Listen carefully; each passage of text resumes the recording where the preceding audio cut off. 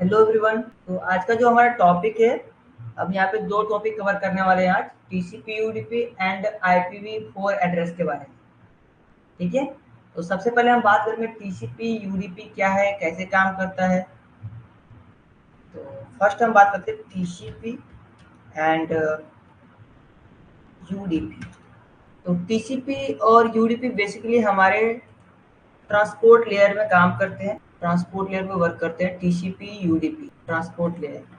But उससे पहले TCP और यूडीपी क्या है, राइट, ये कैसे काम करता है, इसके बारे में जान लेते हैं।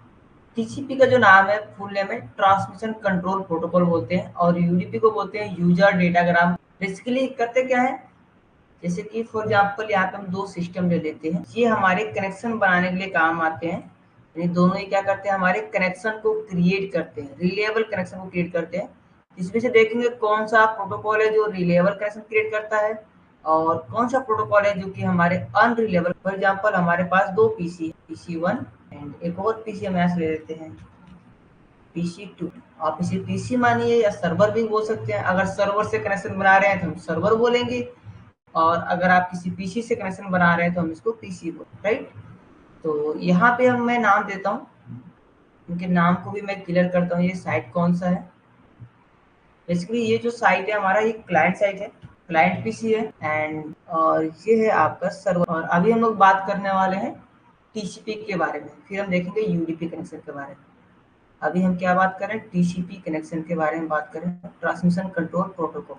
तो टीसीपी कैसे कनेक्शन को बनाता है किसी सर्वर से, कैसे कनेक्शन को क्रिएट करता है, और कैसे हमारे थ्री वे हैंड से कराता है। यानी ये थ्री वे हैंड से क्यों कहलाता है, ये किस प्रकार के कनेक्शन को बनाता है, और कैसे ये सिस्टम को मैनेज रखता है, सभी चीजें हम यहाँ पे देखने वाले हैं।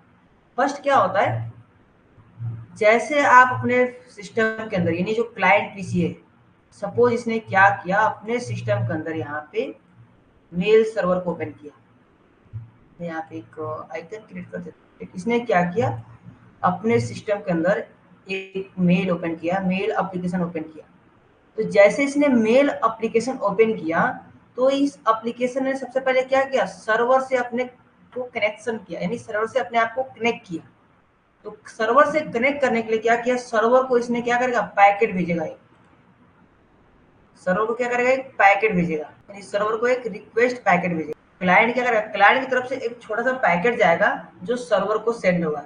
बट ये पैकेट कैसा होगा, तो इस पैकेट का मैं नाम भी यहाँ पे देता हूँ। ये पैकेट कैसा पैकेट रहेगा, यहाँ पे ये जो पैकेट रहेगा, ये पैकेट जाएगा आपका सिंक्रोनाइजेशन पैकेट, जिसे श्रिंक पैकेज बोलते हैं, SYN, इसको सिंक्रोनाइजेशन पैकेज बोलते हैं। ये पैकेज जाएगा आपके कहाँ पे, सर्वर के पास। ये क्या बोलेगा, फर्स्ट इसको बोलेगा क्या आप इस पोर्ट पे अवेलेबल हो, यानी जिस पोर्ट पे ये एप्लीकेशन ओपन हुआ है, क्या इस पोर्ट पे आप अवेलेबल हो।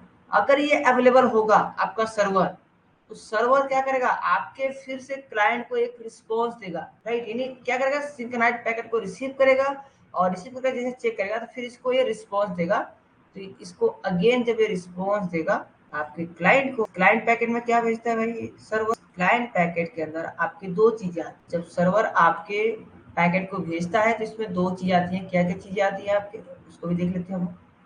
इसमें दो चीजें क्या क्या है, तो ये आपके सिंक्रोनाइजेशन प्लस ACK एक्नॉलेजमेंट, ये दोनों पैकेट भेजता है आपके क्लाइंट पीसी के पास। बोलेगा आपका सिंक्रोनाइजेशन से रिक्वेस्ट आया था हमारे पास, और हम एक्नॉलेजमेंट दे रहे हैं कि हाँ इस पोर्ट पे हम अवेलेबल हैं, हम लोग बातें कर सकते हैं। यानी एक्नॉलेजमेंट इसको देता है, इसे बोलते हैं इसको ACK एक्नॉलेजमेंट, एक फ्लैग होता है, ये भेजता है।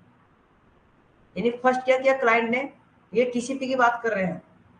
पहले क्लाइंट जैसे एप्लीकेशन ओपन करेगा तो एक रिक्वेस्ट पैकेज आएगी, इसे बोलते हैं सिंक्रोनाइजेशन, जिसमें रिक्वेस्ट हेडर होते हैं हमारे, और इससे डायरेक्ट ये पूछेगा सर्वर से, अगर आप अवेलेबल हो तो आप बताओ।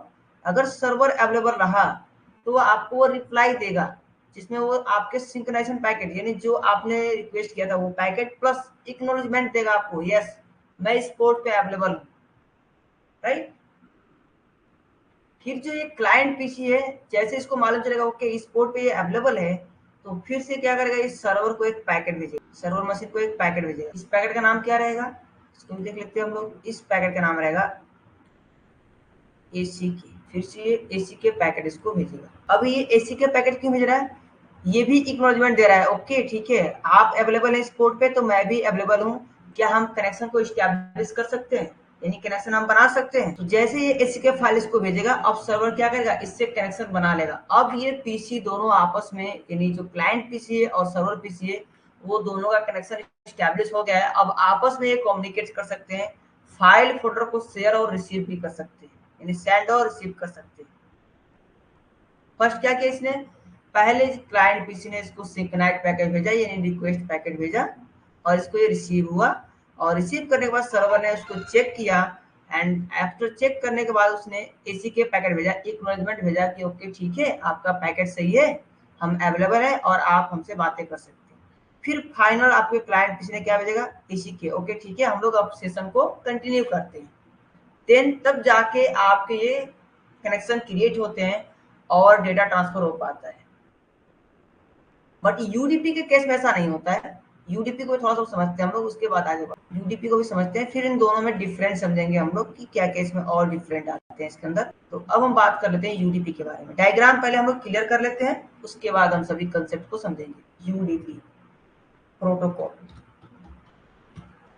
जिसे बोलते हैं user datagram protocol, right. Full name आप गूगल पे भी सर्च कर सकते हैं, कोई इशू नहीं है। तो यहाँ भी हम लोग 2 पीसी ले लेते हैं। अभी हम बात करें यूडीपी के बारे में।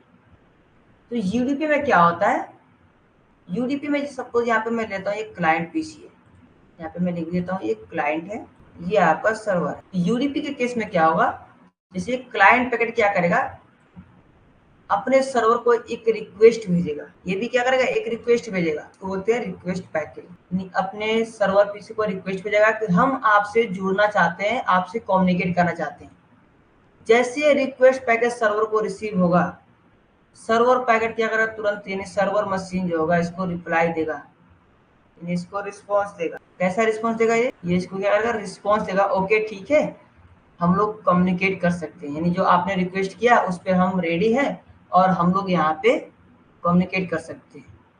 यानी जैसे इसने रिक्वेस्ट किया, इसने यहाँ पे रिस्पॉन्स दिया। फॉर एग्जाम्पल कि सपोज आपके पास एक राउटर है, मैं चाहता हूँ इस राउटर से मैं कनेक्ट हो जाऊँ, तो आप करते क्या है, जैसे कि इस राउटर से अगर आप कनेक्ट होते हैं, आप कभी ट्राई करिएगा अपने सिस्टम के पास, अगर आपके ऑफिस में आपके घर में राउटर लगा हुआ और आप उस राउटर से कनेक्ट हैं वायर के थ्रू या वायरलेस किसी भी माध्यम से, अगर आप उस राउटर से कनेक्ट हैं, मैं इस राउटर से यहाँ पे कनेक्ट हूँ, मैं केबल के थ्रू यहाँ से कनेक्ट हूँ, मैं वायर को चेंज, मैं यहाँ वायर के साथ अपने राउटर से कनेक्ट हूँ। अब क्या होगा, जैसे इस राउटर का आईपी फॉर एग्जांपल यहाँ पे इसकी आईपी जो है वो है 192.168.1.1, इस राउटर का आईपी। थोड़ा सा मैं और डिक्रीज कर देता हूँ। अब जैसे मैं अपने सिस्टम के ब्राउजर में, यानी जैसे मैं ब्राउजर में इस आईपी को यहाँ मेंशन करूंगा, यानी इस आईपी को जैसे यहाँ पे मैं मेंशन करूंगा यहाँ से, तो क्या होगा, जैसे यहाँ पे मैं लिख के सर्च करूंगा, हमारे पास इस राउटर का एक और इंटरफेस यानी लॉगिन पेज इसका यहाँ पे ओपन होके आ जाएगा हमारे पास। और यहाँ पे आपके 2 इन्फॉर्मेशन रहेंगे, क्या क्या रहेगा, user name and password, user name and password. यहाँ पे 2 चीज आपको मेंशन करनी होगी, यानी राउटर का यूजर नेम क्या है और राउटर का पासवर्ड क्या है। जैसे आप राउटर का user name and password enter करेंगे, ये तुरंत आपको राउटर एक्सेस हो जाएगा, ठीक है। बट अगर आप टीसीपी की बात करेंगे तो ऐसा कुछ इसमें नहीं होगा। अगर आपके पास यूजर आईडी है, पासवर्ड है, उसके बाद भी आपको वेरिफिकेशन करना होगा, आपको कंफर्मेशन करना होगा कि हाँ हम सही हैं, राइट। जैसे कि अगर आप जीमेल की बात करें, जीमेल आईडी, जब आप किसी भी जीमेल आईडी को लॉगिन करते हैं और उसमें 2 स्टेप वेरिफिकेशन ऑन, यानी आपने उसको हाई सिक्योर कर दिया, राइट। तो जीमेल जब आप लॉगिन करते हैं तो आपके पास जीमेल आईडी भी होता है एंड पासवर्ड भी आपके पास होता है, यानी जब जीमेल आपको लॉगिन करना होता है तो आपके पास जीमेल आईडी भी होता है, पासवर्ड भी होता है। आफ्टर जैसे आप जीमेल आईडी एंटर करते हैं, पासवर्ड एंटर करते हैं, उसके बाद से एक वेरिफिकेशन जाता है आपके उस लॉगिन डिवाइस पे या उस कॉन्टेक्ट नंबर पे जहां जिससे आईडी से या जिस नंबर से वो आईडी बना हुआ है। तो आपके पास यूजर आईडी भी है, पासवर्ड भी है, एंड आफ्टर फिर से वो कंप्लीट कर रहा है, वेरिफिकेशन कर रहा है कि ये पर्सन राइट है या रॉन्ग।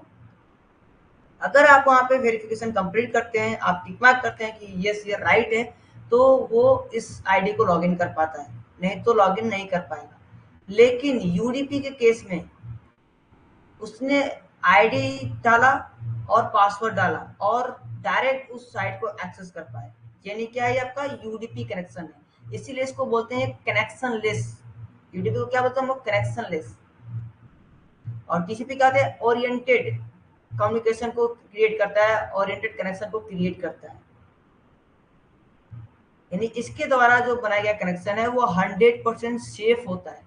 टीसीपी जो कनेक्शन बनाता है ये सेफ कनेक्शन को क्रिएट करता है, यानी इसके द्वारा बनाया गया जो भी कनेक्शन है वो सेफ है और 100% सिक्योर है। यानी जो टीसीपी द्वारा कनेक्शन बनाया गया है वो 100% सेफ है और सिक्योर है, इसमें कोई रिस्क नहीं है। बट यूडीपी यूडीपी ये गारंटी नहीं लेगा कि जो हम कनेक्शन बना रहे हैं वो 100% सेफ है, सिक्योर है, इसकी गारंटी ये नहीं लेता है। तो इसके कुछ अंतर को समझते हैं यहाँ पे हम लोग टीसीपी एंड यूडीपी के बारे में, इसके क्या क्या। तो एक एक इसके जो पॉइंट है मैं नोट डाउन कराता हूँ, देन हम लोग आगे इसको एक्सप्लेन करके देखेंगे, ठीक है। पहले मैं पॉइंट को नोट डाउन करा देता हूँ आप लोग को। जो फर्स्ट नंबर 1 है कनेक्टेड, एंड जो सेकेंड नंबर है वो है स्टेट मेमोरी, एंड इसके अलावा ये बाइट स्ट्रीम भी करता है। फोर्थ नंबर ओरिएंटेड डेटा को डिलीवरी करता है, यानी जो ओरिएंटेड डेटा होते हैं, जो हमारे सिक्योर कनेक्शन होते हैं, जो हमारे डेटा होते हैं वो सेफ होते हैं, राइट। तो एंड फिफ्थ नंबर रिलायबिलिटी इसके अंदर होती है, रिलायबिलिटी। एंड सिक्स नंबर ये एरर फ्री होता है, इसमें किसी भी प्रकार के एरर नहीं आता। एंड 7 नंबर अगर बात करें तो ये हैंडशेक करता है, यानी 3 वे हैंडशेक करता है, 3 हैंडशेक। एंड अगर हम 8 नंबर पॉइंट की बात करें, इसमें बहुत सारे आपके एडवांटेज। ये इसमें जो सिक्योरिटी यूज होती है वो होती है, जो इसके अंदर सिक्योरिटी यूज होती है वो होती है आपके एसएसएल, और एसएसएल का एक और नाम है जिसको बोलते हैं टीएलएस, ठीक है। अगर आपको कहीं मिल जाए एसएसएल और टीएलएस तो आपको कंफ्यूज नहीं होना है, एसएसएल और टीएलएस दोनों सेम नेम है, यानी एक ही सिक्योरिटी के दो नेम है, एसएसएल और टीएलएस, राइट। एंड अगर 9th नंबर हम बात करें तो इसमें आपको पॉइंट टू पॉइंट ऑप्शन मिलता है। एंड अगर 10th नंबर हम बात करें तो इसमें एक चीज कमी है, इसमें जो हमारे रिलायबिलिटी होती है वो थोड़ी स्लो होगी, ये होते हैं हमारे टीसीपी। ओके, यूडीपी को भी राइट कर लेते हैं, फिर समझते हैं इन दोनों के बारे में।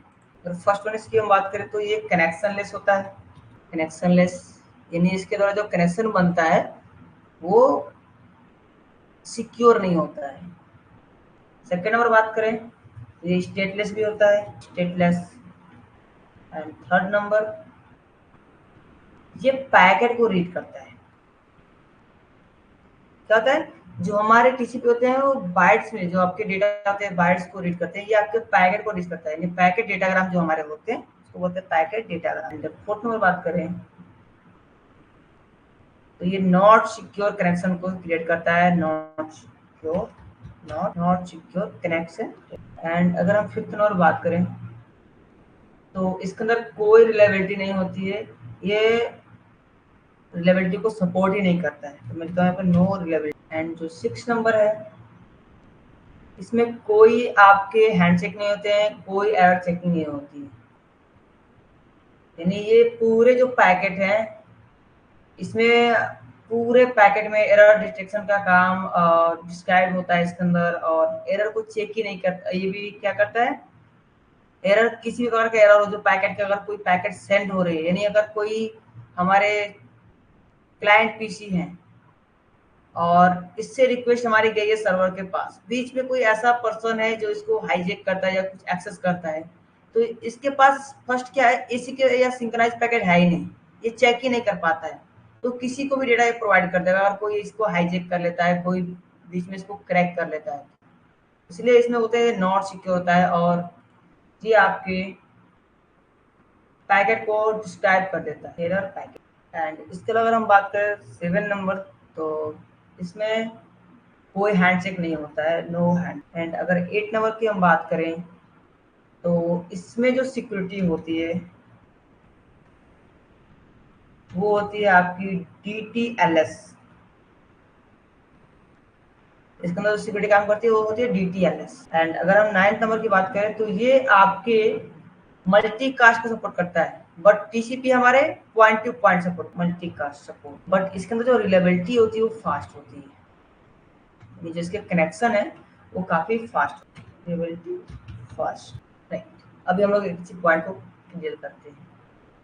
जो हमारे TCP होते हैं, यानी अगर हम TCP की बात करें तो TCP क्या करता है, हमारा 100% जो कनेक्शन होते हैं वो सेफली क्रिएट करता है। यानी ये क्या, अगर आप TCP के माध्यम से कोई डेटा भेज रहे हैं, फॉर एग्जांपल कि आप किसी ट्रांसपोर्ट से कोई आप सामान भेजते हैं, इसका एग्जांपल समझते हैं,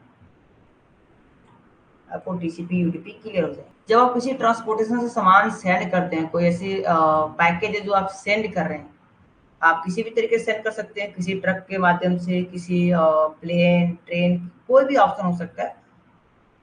तो अगर ये आपके जो डेटा है आप एक जगह से दूसरी जगह भेज रहे हैं, किसी भी ट्रांसपोर्टर के माध्यम से, किसी भी ट्रांसपोर्ट का यूज करके आप सेंड कर रहे हैं यानी भेज रहे हैं, तो अगर हम बात करें यहाँ पे टीसीपी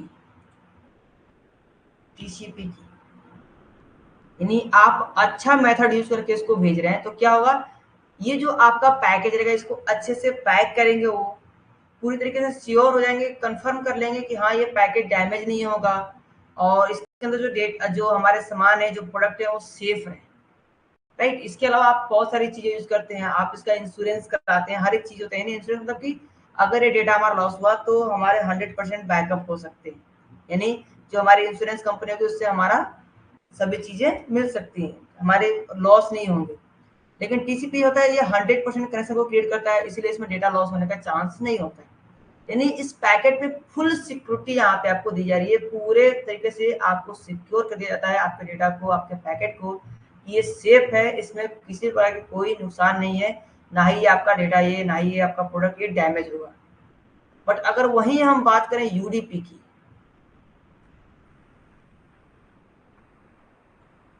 यूडीपी तो ये आपकी गारंटी नहीं लेगा डेटा का। यूडीपी के द्वारा अगर आप कोई सामान भेज रहे हैं, कोई प्रोडक्ट भेज रहे हैं, मैं ट्रांसपोर्टेशन को लेके यहाँ पे समझा रहा हूँ आपको कि अगर यूडीपी कोई ट्रांसपोर्टेशन है, अगर उसके माध्यम से आप कोई डेटा भेज रहे हैं, ये फास्ट तो भेजेगा, एज कम्पेयर टीसीपी के कंपेरिजन है, ये आपके यूडीपी फास्ट रहेगा, थोड़ा सा फास्ट रहेगा, डेटा तो आपका फास्ट रहेगा, बट क्या होगा, फास्ट होने के बावजूद भी आपके डेटा को सिक्योरिटी नहीं देगा, किसी भी प्रकार के सिक्योरिटी बाउंडेशन इसके बाहर नहीं लगाएगा, कोई सिक्योर कनेक्शन इस पे क्रिएट नहीं करेगा। यानी आपका डेटा डैमेज हो, ब्रेकआउट हो जाए, टूट जाए, फूट जाए, उससे कोई उसको मतलब नहीं है, बस वो डेस्टिनेशन तक उसको ले जाएगा। कोई गारंटी भी नहीं है, अगर बीच में कोई उसे हाईजैक कर लिया, बीच में कोई उसने उसको लूट लिया, चुरा लिया, तो भी इसे कोई फर्क इसको नहीं पड़ेगा। क्यों? क्योंकि ये 100% गारंटी नहीं ले रहा है कि हम आपके डेटा को सेफली ले जाएंगे, ये गारंटी नहीं लेता है, इसीलिए इसको बोलते हैं not secure.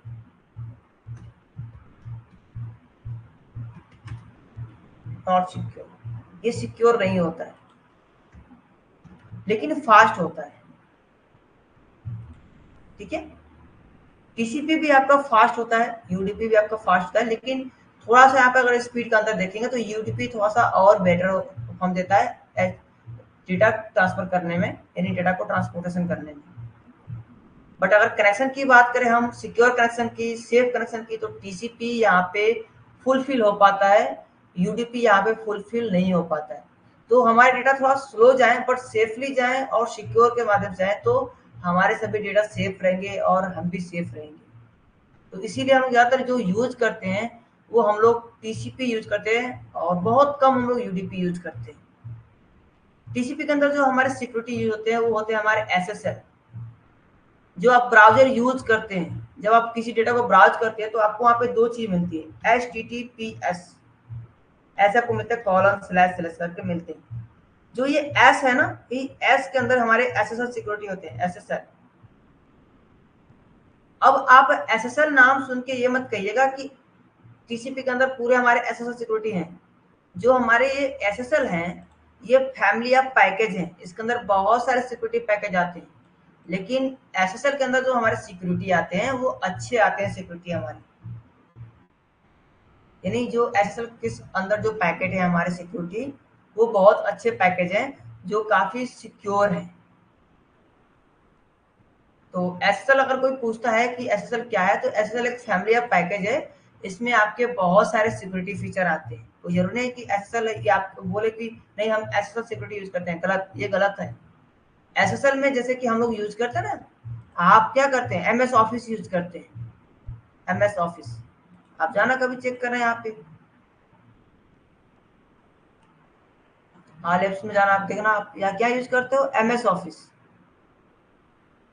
Right, MS office आप यूज करते हो। और एमएस ऑफिस के अंदर क्या होते हैं, आपके बहुत सारे पैकेट होते हैं, एमएस वर्ड होता है, एमएस एक्सेल होता है, एमएस पावर पॉइंट होता है, एमएस एक्सेस होता है, बहुत सारी चीजें होती हैं। ठीक है, इसके अंदर और भी टूल्स होते हैं आपके। यहाँ 365 है, नहीं है 365 नहीं है, ओके, इसमें होगा कहीं एमएस ऑफिस के पैकेज होंगे, यहाँ पे आप सर्च भी कर सकते हो ऊपर में, एमएस ऑफिस टूल है ये, ओके, यहीं पे कहीं टूल इसके सभी फंक्शंस होंगे, जिसमें आपके क्या आते हैं, वर्ड, एक्सेल, पावर पॉइंट, सभी क्या होते हैं आपके, यानी एमएस ऑफिस के पैकेज के अंदर के सभी पैकेज हैं। ठीक है, सेम लाइक जो हमारा एसएसएल है, इसके अंदर बहुत सारे और सिक्योरिटी पैकेज आते हैं, जिसका यूज हमारे अलग अलग चीजों में या अलग अलग सॉफ्टवेयर के लिए बोल सकते हैं आप, या अलग अलग वेबसाइट के लिए यूज किए जाते हैं। ठीक है, और जो हमारे टीसीपी होते हैं, ये पॉइंट टू पॉइंट कनेक्शन को क्रिएट करते हैं, यानी एक एक पॉइंट को चेक करते रहते हैं, एक एक पॉइंट को एक्सेस करेंगे, वो चेक करेंगे कि हाँ यही हमारा पॉइंट है, यहीं से डेटा हमारा गया है या नहीं गया है, यानी ये पॉइंट टू पॉइंट कनेक्शन को चेक करते हैं। लेकिन जो हमारे यूडीपी होते हैं वो मल्टीकास्ट होते हैं, ये पॉइंट टू पॉइंट नहीं चेक करेंगे, इसमें कोई पॉइंट टू पॉइंट चेकिंग नहीं होती है, राइट। तो ये कुछ कॉमन अंतर है आपके टीसीपी एंड यूडीपी के। अगर एप्लीकेशन के मामले में हम बात करें टीसीपी को, जैसे कि अगर हम कोई एप्लीकेशन यूज कर रहे हैं, फॉर एग्जाम्पल अगर हम यहाँ पे टीसीपी में कोई एप्लीकेशन यूज, तो एप्लीकेशन में क्या कह सकते हैं, एक एग्जाम्पल ले लेते हैं हम लोग, लाइक क्या क्या चीजें हो सकती है, आपके ईमेल हो सकता है, इसके अलावा क्या सकता है आपके, एक एग्जाम्पल लेते हैं, और भी बहुत सारी चीजें हैं। और आपके अगर यूडीपी की बात करें तो इसमें क्या क्या हो सकते हैं आपके, डीएनएस हो सकता है, लेकिन डीएनएस अभी आपके कई सारे प्रोसेस पर वर्क करता है, डोरा प्रोसेस पर वर्क आपके काम कर, डीएचसीपी डोरा प्रोसेस काम करता है, आपका डीएनएस आपके टू वे पे काम करते हैं, यानी जो डीएनएस है आपके, डीएनएस भी आपके यूडीपी में आते हैं। डीएचसीपी आपका आता है, डीएचसीपी आपके जो कनेक्शन बनते हैं वो भी आपके कई सारे कनेक्शन को मिलके बनते हैं, इसके अंदर एक डोरा प्रोसेस होती है, आगे हम बात करेंगे डीसीपी के बारे में, अभी नहीं। एंड जो ऑनलाइन कुछ वेबसाइट होते हैं जो आपको लॉग इन करने होते हैं, और जो आपके वीओ आईपी फोन होते हैं, आईपी फोन, ठीक है, जो वॉइस आईपी फोन होते हैं, वो सभी आपके यूडीपी पे वर्क करते हैं। और अगर हम बात करें ईमेल की, तो वो आपके थ्री वे हैंडशेक पे काम करता है। डीएचसीपी के अंदर तो आपके डोरा प्रोसेस होते हैं, वो उसके अंदर 3-4 मेथड होती है जिसपे वो काम करके आपके कनेक्शन को क्रिएट करता है। बट डीएनएस क्या होता है, डोमेन सिस्टम, जो कन्वर्टिंग का काम करता है, नेम टू आईपी और आईपी टू नेम, तो इसमें भी आपके यूडीपी काम करती है। ये कुछ नॉर्मल एग्जांपल है जहां भी आपके टू वे हैंडशेक हो रहे हैं, यानी आपने रिक्वेस्ट किया, रिस्पॉन्स मिल गया, वो आपका यूडीपी कनेक्शन है। और जहां पे आप रिक्वेस्ट कर रहे हैं उस पैकेट को चेक कर रहा है, वेरिफिकेशन कर रहा है, फिर आपको एक्सेस दे रहा है, तो वो कहलाएगा आपका टीसीपी यानी three way handshake. It is clear, clear है आप लोग को? प्लीज चैट बॉक्स में मेंशन कर दीजिए एक बार आप लोग।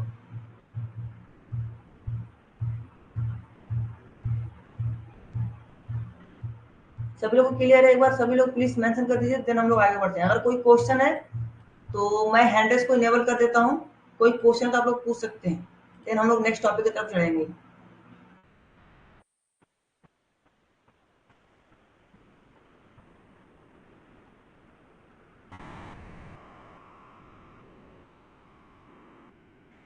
दिनेश, सचिन, इंद्रजीत, गिरीश, प्लीज आप लोग बता दीजिए, क्लियर सभी को?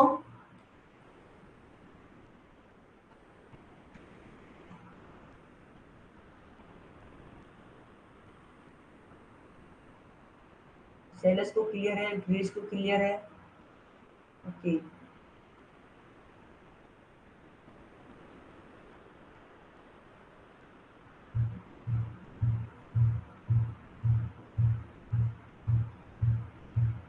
यूडीपी में आपके मल्टीकास्ट होते हैं, टीसीपी में नहीं।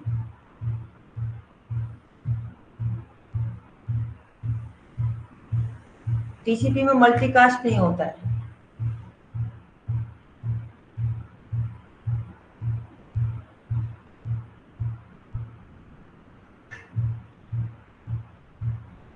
मल्टीकास्ट ये डिफरेंट क्लियर नहीं हो पा रहा। ओके, क्या आपको समझ नहीं आ रहा? प्लीज एक बार हमें बताएंगे मल्टीकास्ट में आपको कैसे हो रहे हैं आपको। अच्छा, मल्टीकास्ट क्लियर नहीं हो रहा कि मल्टीकास्ट क्या है, राइट?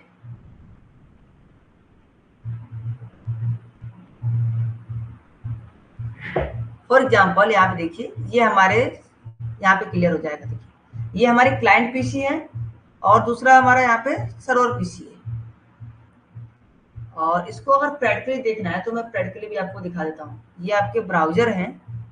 यहाँ पे सिंपली आप क्या करिए, Amazon को ओपन कर लीजिए, या कुछ भी यहाँ पे आप साइट ओपन कर लीजिए। एक कैनवा को ही ओपन कर लेता हूँ।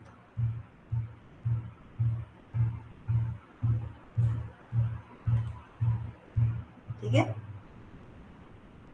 और राइट क्लिक करके इसके आप इंस्पेक्ट ऑप्शन चले जाइएगा, या कंट्रोल शिफ्ट आई प्रेस करेंगे तो यहाँ पे आ जाएंगे आप। यहाँ से जाना आपको नेटवर्क के अंदर, canva.com को ओपन करिए। और यहाँ थोड़ा मैं इसको और बड़ा करूँ तो आपको दिखाई दे शायद। इससे बड़ा नहीं होगा क्या ये? ओके, इतना ही दिखेगा ये। यहाँ पे अगर ध्यान देंगे आप तो नीचे आपको दिख रहा है रिक्वेस्ट हेडर, यानी जो आपने किसी के पैकेट भेजा है, जो आपने एक्नॉलेजमेंट भेजा है। ठीक है, ये आपने एक्नॉलेजमेंट इसको भेजा है, और यहाँ पे इसको इसने आपको रिस्पॉन्स दिया है। इसमें मेथड भी काम कर रहे हैं, तो इसके अंदर हमारे 3 वे कम्युनिकेशन करके काम कर रहे हैं, यानी जो हमने पैकेट को भेजा है यहाँ पे, फिर क्या कि इसके कुछ अंदर मेथड काम कर रहे हैं, और मेथड के थ्रू हमें फिर से यहाँ पे रिस्पॉन्स मिल रहा है। यानी पहले हमारे कनेक्शन बने हैं, 200 पैकेट हमें रिसीव हुए हैं, फिर हमें रिस्पॉन्स मिल पा रहा है, और सभी चीज़ हम यहाँ पे देख पा रहे हैं। और यहाँ पे स्टेटस भी आपको दिखा देगा, डायनेमिक है। स्टेटस डायनेमिक मतलब कि इसके अंदर आप कुछ चीजें चेंजेस कर सकते हैं, तो वो चीज आपको धीरे धीरे क्लियर हो जाएंगी जब आप इसको ट्राई भी करेंगे तो आपको मिल जाएगा। ये डायनेमिक यानी इसके अंदर कुछ चेंजेस आप कर सकते हैं। डायनेमिक किसे बोलते हैं? जिसके अंदर आप कुछ एडिटिंग कर पाए, यानी कैनवास क्या है, इसके अंदर बहुत सारी चीजें आप एडिट करके यूज करते हैं, तो ये डायनेमिकली है इसका स्टेटस। यानी इसके अंदर कुछ कंटेंट को आप एडिट करके अपने अकॉर्डिंग डिजाइन कर सकते हैं, तो वो अलग चीजें हैं।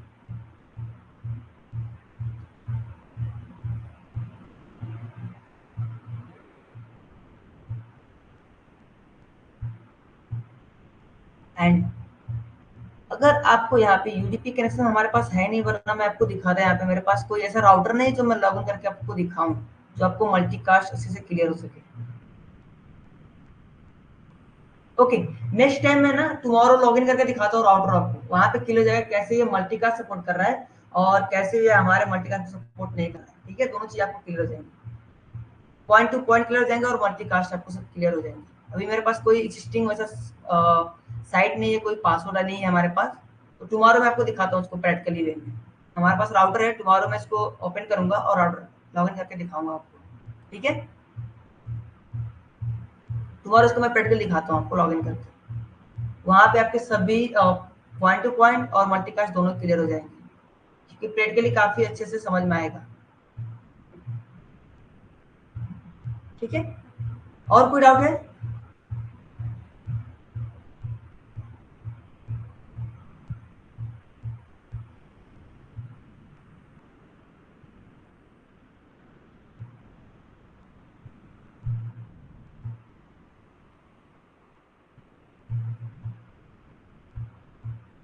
क्या आगे जब हम प्रैक्टिकल में पढ़ेंगे ना, तो सिस्को पैकेट ट्रेसर में भी ये चीजें हो जाती है, मल्टीकास्ट और पॉइंट टू पॉइंट दोनों चीजें हम लोग प्रैक्टिकल इसको देख लेंगे। आगे तो हमारे पैकेट में है ही है, जब हम लॉगिन बनाएंगे अपने राउटर को, जब हम देंगे सर्विसेज इसको लॉगिन के लिए, यानी रिमोट एक्सेस के लिए, तो वहाँ पे यही दोनों चीजें हमारे काम आएंगी, पॉइंट टू पॉइंट और मल्टीकास्ट। ठीक है,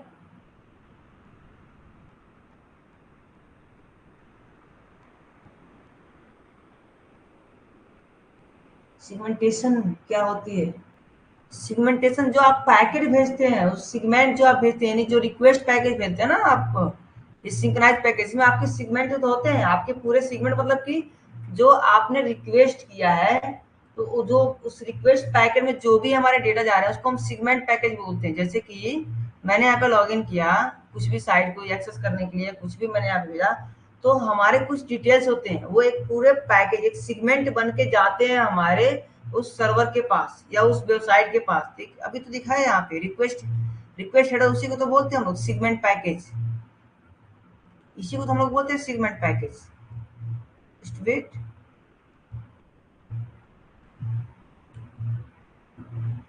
जो हमारे ये रिक्वेस्ट पैकेज है इसी को तो हम लोग बोलते हैं रिक्वेस्ट हेडर को सेगमेंट पैकेज, जिसमें हमारे सिस्टम की कुछ इन्फॉर्मेशन, कुछ क्या हमारे सिस्टम के बहुत सारे इन्फॉर्मेशन ऐसे होते हैं, हमारे ब्राउजर की डिटेल्स होते हैं, हमारे विंडोज की डिटेल्स होती है, ब्राउजर के वर्जन कौन से हैं, हमारे मैक एड्रेस, आईपी एड्रेस, सभी चीजें जाती हैं, तो एक पूरा सेगमेंट हमारा तैयार होता है।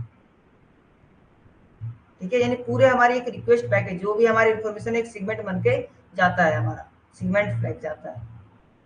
फ्लैग क्लियर है अभी आपको गौरव? यानी जो भी आप पैकेट भेज रहे हो एक सेगमेंट ही तो भेजते हो आप। पहले आप क्या करते हो, एक रिक्वेस्ट पैकेट भेजते हो, सिंक्रोनाइजेशन उसी को तो बोलते हैं सेगमेंट। ये आपका फ्लैग होता है, सेगमेंट फ्लैग होता है, सिंक्रोनाइजेशन फ्लैग होता है। ये आपके रिक्वेस्ट लेके जाता है जिसमें आपके विंडो की इंफॉर्मेशन, आप क्या रिक्वेस्ट कर रहे हो, आपकी आईपी एड्रेस क्या है, आपका मैक एड्रेस क्या है, यानी फुल आपका एक सेगमेंट बन के जाता है आपके सर्वर के पास। फिर सर्वर क्या करता है, आपको एक्नॉलेजमेंट देता है, उस सेगमेंट को रिसीव करता है, आपके द्वारा जो भी सेगमेंट आई होती है उसको रिसीव करता है और उसको रिप्लाई देता है। और सर्वर दो ही चीज रिप्लाई दे सकता है, या तो बोलेगा आप हमारे साइट को एक्सेस कर सकते हो, या फिर बोलेगा आप हमें एक्सेस नहीं कर सकते। ठीक है, तो अगर इसने एक्नॉलेजमेंट में आपको 200 पैकेज दिया, यानी आपको यहाँ पे इसने अगर 200 पैकेज दिया, यानी आप इसको एक्सेस कर सकते हो, फिर आपके सिस्टम की तरफ से एक और फ्लैग जाएगा एसी के एक्नॉलेजमेंट। ओके ठीक है, इस फ्लैग को हमने रिसीव किया और अब हम कनेक्शन यहाँ पे बना रहे हैं। यही तो होती है हमारी सेगमेंट, इसी को सेगमेंट, यानी यही आपके सेगमेंट फ्लैग होते हैं। कई तरीके से नाम से और वर्ड से इसको यूज किया जाता है, लेकिन प्रोफेशनल जो इसका नियम है वो सिंक्रोनाइजेशन है, और एसी को बोलते हैं एक्नॉलेजमेंट। ये इसको एक्नॉलेजमेंट देता है। क्लियर है अभी आप लोग को? और आपको point two point and multicast आपको मैं दिखाऊंगा आपको प्रैक्टिकली वे में। ठीक है, देखिए गौरव, ये केवल आपके 3 वे हैंडशेक में नहीं होता है, आपके 2 वे हैंडशेक में भी होता है। आपको जब 2 वे हैंडशेक क्रिएट करेंगे, यानी जब यूडीपी भी बनाएंगे, तो इसमें भी आपके सेगमेंट जाते हैं, यानी इसमें भी आपके रिक्वेस्ट आते ही जाते हैं।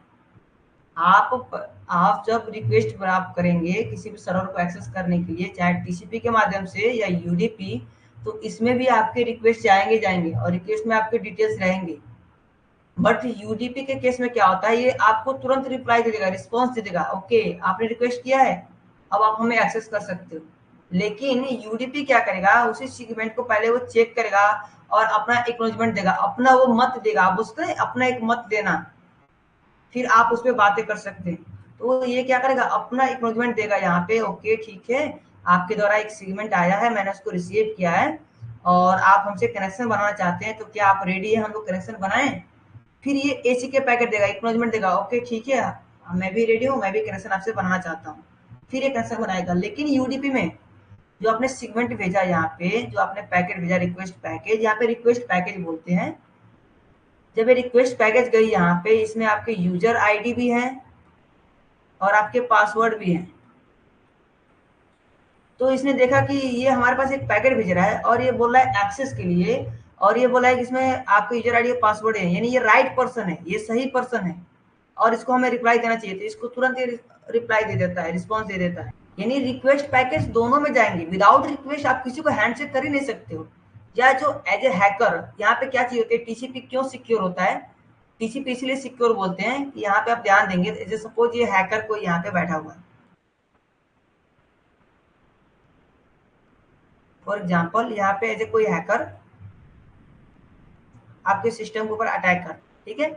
अब जैसे ये हैकर आपके सिस्टम को अटैक करेगा, तो क्या आपने यहाँ पे सिंक्रोनाइज पैकेज भेजा, तो जब आपने सिंक्रोनाइज पैकेज भेजा, यानी जब आपने सिंक फ्लैग भेजा, तो उसमें क्या था, आपके आपके सिस्टम से एक पैकेट जनरेट हुई, इसमें आपके बहुत सारे इन्फॉर्मेशन है, ब्राउजर की इन्फॉर्मेशन है, सभी चीजें। और जैसे इसको सर्वर रिस्पॉन्स देगा तो क्या करेगा, हैकर इसको हैक कर लेगा, यानी यहाँ से क्या करेगा, इसको ये सर्वर को क्या करेगा, सर्वर द्वारा जो रिक्वेस्ट आई है हैकर उसे हैक कर लेता है, इसको यहाँ से हैक कर लेगा। तो क्या ये सर्वर इसको रिप्लाई देगा आगे? नहीं देगा। क्यों नहीं देगा? सर्वर फिर चेक करेगा ना अपने सिस्टम में कि क्या ये जो हैकर को जो मैं रिप्लाई दे रहा हूँ, जो इसको मैं रिस्पॉन्स दे रहा हूँ, तो क्या इसी के पैकेट इसी के द्वारा भेजा गया है क्या? सॉरी, सिंक्रोनाइज पैकेट इसी के द्वारा भेजा गया है? तो नहीं, सिंक्रोनाइज पैकेट में डिटेल्स किसी और का है, डेटा जा कहीं और रहा है, तो ये भेजेगा ही नहीं, बंद कर देगा, यहाँ पे ब्लॉक कर देगा, इसको ये एक्सेस देगा ही नहीं। क्यों?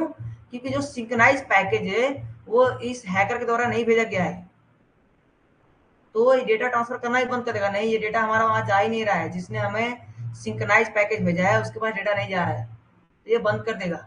लेकिन यूडीपी में क्या होगा, अगर हैकर यही चीजें यहाँ पे हैक करता है तो रिक्वेस्ट किसी के द्वारा गया हो, अगर रिस्पॉन्स में अगर हैकर यहाँ पे अटैक कर लिया, इस डेटा को फैच कर लिया, तो सर्वर उसको डेटा देता रहेगा, उसको नहीं मालूम है डेटा कहाँ जा रहा है। इसे तो बोलते हैं कनेक्शन लेस होता है, कनेक्शन को ये कंफर्म नहीं कर पाता है ये चीजें। राइट, टीसीपी यूडीपी हमारे क्लियर हो गया है। अब हम बात कर लेते हैं आईपी एड्रेस के बारे में। आईपी एड्रेस क्या है? IPv4।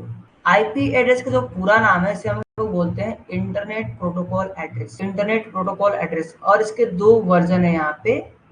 कौन कौन से वर्जन है? अगर हम वर्जन की बात करें तो इसमें दो वर्जन है, IPv4 एंड आईपी। अगर आपसे कोई क्वेश्चन करता है हमारे आईपी वर्जन कौन कौन से हैं, तो आपको बताना IPv4 एंड IPv6, ठीक है। अगर आपसे कोई पूछता है IPv4 में हमारे कितने टाइप के एड्रेस होते हैं, तो आपको अलग क्वेश्चन है, जस्ट अभी हम लोग बात करेंगे। तो अभी जो हम पढ़ने वाले हैं, हम लोग केवल पढ़ेंगे IPv4 को। तो मैं IPv6 को यहाँ से डिलीट करता हूँ, IPv6 हम लोग टुमारो देखेंगे। IPv4 एड्रेस, तो सबसे पहले हम बात करते हैं आईपी एड्रेस के बारे में। जो आपके IPv4 एड्रेस है वो उसमें कितने टाइप होते हैं, types of IP address. Version की बात नहीं करें हम लोग, टाइप्स ऑफ आईपी एड्रेस की बात करें, ठीक है। वर्जन में दो वर्जन आते हैं, IPv4 and IPv6। Types of IP address, any idea? Please chat box में आप लोग मेंशन कर सकते हैं कितने टाइप के एड्रेस है हमारे पास। ओके गौरव, गुड। लॉजिकल एड्रेस होते हैं हमारे IPv4 एंड IPv6।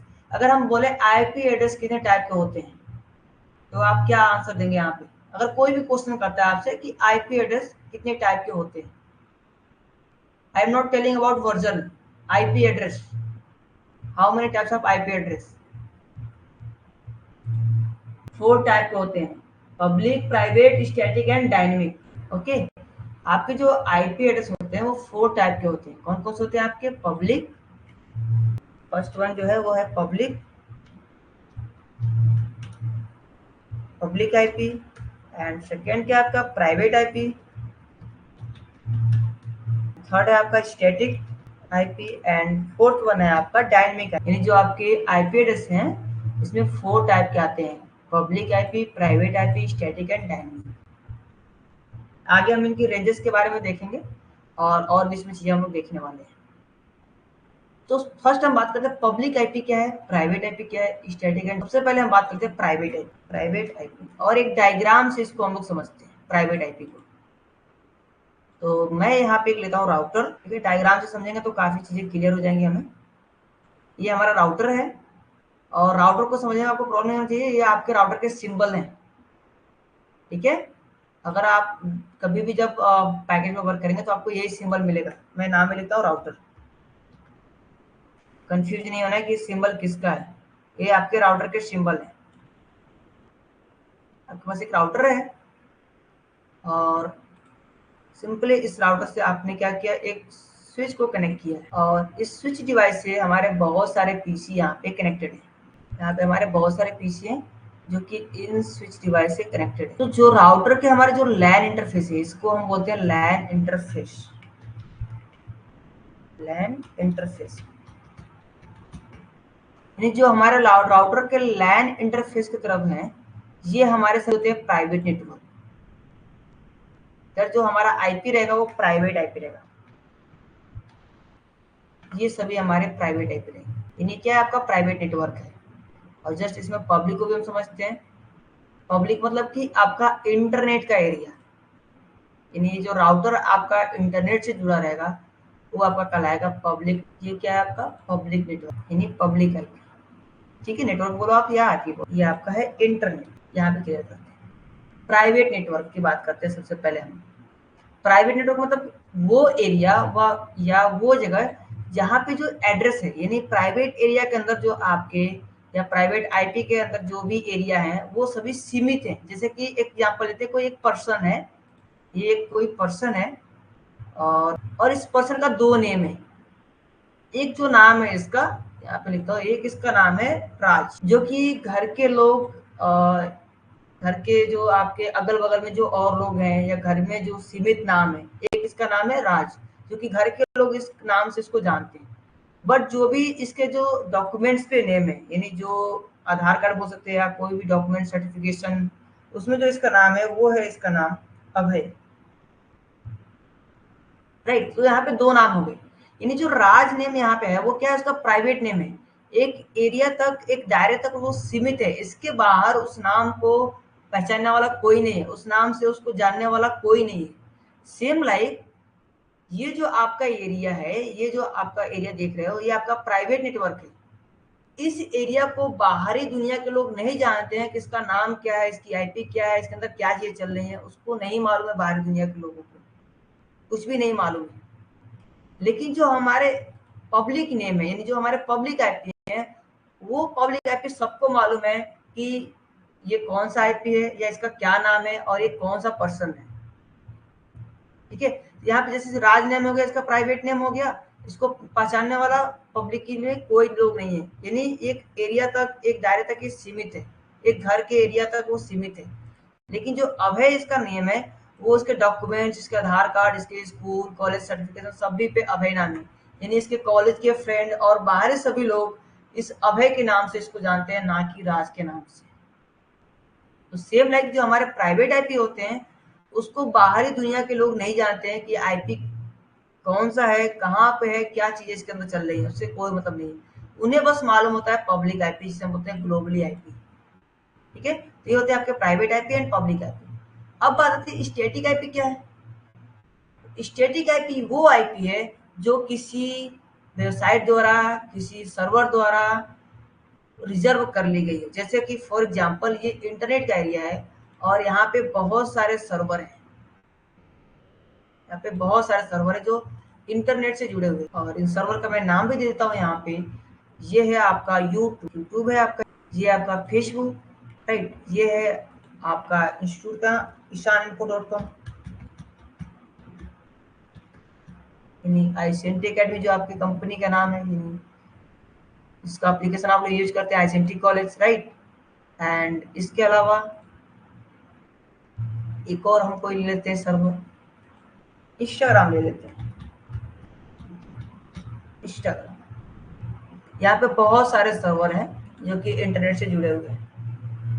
तो ये जितने भी सर्वर हैं सबका एक एक एड्रेस होता है। ये तो नाम है ना, ये सभी इनके नेम है, बट उनका नंबर भी होता है, यानी इनकी एक आईपी भी होती है, एक एड्रेस होता है। और वो एड्रेस क्या होता है, स्टैटिक होता है, यानी रिजर्व होता है, फिक्स होता है, वो चेंज नहीं होता है। ठीक है, जैसे कि मैं आपको दिखाता हूँ यहाँ पे प्रैक्टिकली वे में। मैं यहाँ पे सर्च कर रहा हूँ ishaninfo.com, यानी मैं अपने इंस्टीट्यूट का यहाँ पे वेब पेज यहाँ पे एक्सेस कर रहा हूँ। तो यहाँ पे जो ishaninfo.com जो है ना, ये बस नाम है, इसके पीछे एक आईपी है, एक एड्रेस है जो कि रिजर्व है, वो चेंज नहीं होने वाला है। तो अगर आपको चेक करना है तो इसको यूआरएल को आप कॉपी कर लीजिएगा, इसके पीछे कौन सा आईपी रिजर्व है। तो यहाँ पे आपको टाइप करना है डीएनएस लुकअप करके आपको यहाँ पे ऑल सेलेक्ट कर लीजिएगा, यहाँ पे यूआरएल को पेस्ट कर दीजिएगा, यहाँ पे लुकअप पे क्लिक कर दीजिएगा। यहाँ पे आईपी शो कर रहा है, ये इसकी आईपी है 162.55.25.226। इसको मैं कॉपी कर लेता हूँ, यहाँ से कॉपी, और इसको मैं यहाँ पे पेस्ट कर देता हूँ। ये जो ishaninfo.com है, इसका जो आईपी है ये है, यानी ये जो ishaninfo.com है, इसका एक आईपी रिजर्व कर लिया गया। यानी जब ये हमारी कंपनी स्टार्ट हुई, जब हमारी कंपनी बनी, जब इसका एक वेब पेज बना, इसका एक खुद का सर्वर बना, तो उसके लिए एक आईपी रिजर्व कर दिया गया। ये फिक्स आईपी है, यानी जब भी आपको एक्सेस करना होगा तो आपको इसी आईपी पे जाना होगा। अगर ये आईपी चेंज हो जाए तो क्या इस आईपी पे आप जा सकते हैं, इस लोकेशन पे आप जा सकते हैं? नहीं जा सकते। डेस्टिनेशन आपका दूसरा हो जाएगा, क्योंकि आईपी तो वो है ही नहीं, डेस्टिनेशन वो आपका है ही नहीं, तो आप किसी रॉन्ग डेस्टिनेशन चले जाएंगे। तो जितने भी आपके सर्वर देखते हो, जितने भी आप YouTube, Facebook, social media platform, आप जो भी वेबसाइट देखते हो, वो सभी के लिए क्या है, एक एक आईपी रिजर्व कर लिया गया है, यानी उसके लिए एक एक आईपी फिक्स है।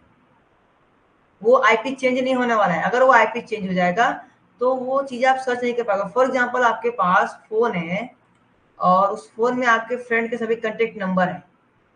अगर वो नंबर चेंज हो जाए तो क्या आप अपने फ्रेंड से कम्युनिकेट कर पाएंगे? फोन से नहीं कर पाएंगे।